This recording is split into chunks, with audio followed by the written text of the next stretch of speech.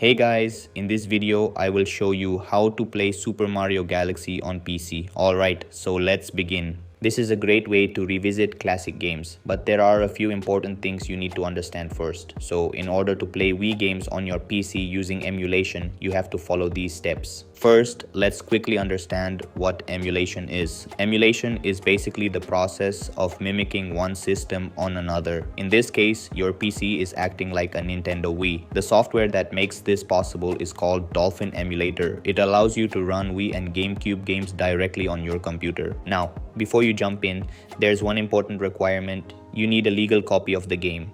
Since you can't just insert a Wii disc into your PC, you have to create a digital backup of your game, also known as dumping.